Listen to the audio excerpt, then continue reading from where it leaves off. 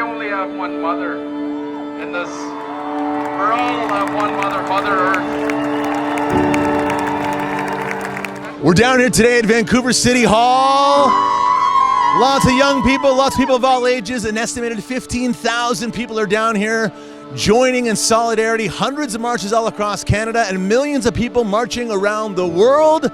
This is the global climate strike. It started last year with Greta Thunberg, teenager from Sweden, who skipped school on Fridays, hashtag Fridays for Future, and here we are less than a year later. It's turned into a global movement as millions here are striking and marching in solidarity for the future of our planet. I feel like everything else in life kind of revolves around like the well-being of the environment, so I think it should be a priority. Working really hard to get into a good university and things. Once we do get into university and we do try and get a job, well, if the world's just going to die, like a lot of the times you just feel down like about the world. Well, the Vancouver School Board and a few other local school boards around the Lower Mainland notified parents and said that with parents' permission, they would excuse absences from students who wanted to attend today. There's lots of different ways that, if they're not here, they can be talking about issues around climate change, the worries that our students definitely have around that. That's totally throughout the curriculum, and so that's something that I'm sure lots of teachers are doing today. I think we're just seeing a huge movement globally where a lot of information is being dispersed to a lot of people where before information wasn't really readily accessible.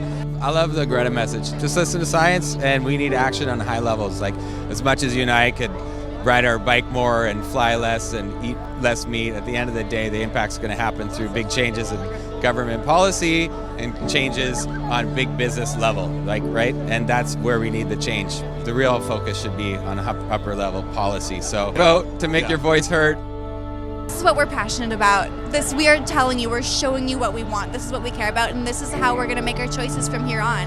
And we're not just activists today, we're activists today, tomorrow, every single day through the choices that we make and through the power of our dollar and the power of our vote. And we're not about to back down. Well, I think it's fantastic, and we're seeing it all over the world. I mean, Vancouver's one example. So millions of people every Friday, led by kids, are taking action for climate and demanding change from our leaders, particularly national leaders. So it's a great advance for the movement for fighting climate change. We're seeing unprecedented awareness and action on this, which is heartening. It couldn't happen at a better time, and we got a lot to change in this next decade. It's basically we have a decade to turn things around now. That's what the science says. I mean, as any moment, this is the culmination of all the moments that came before now.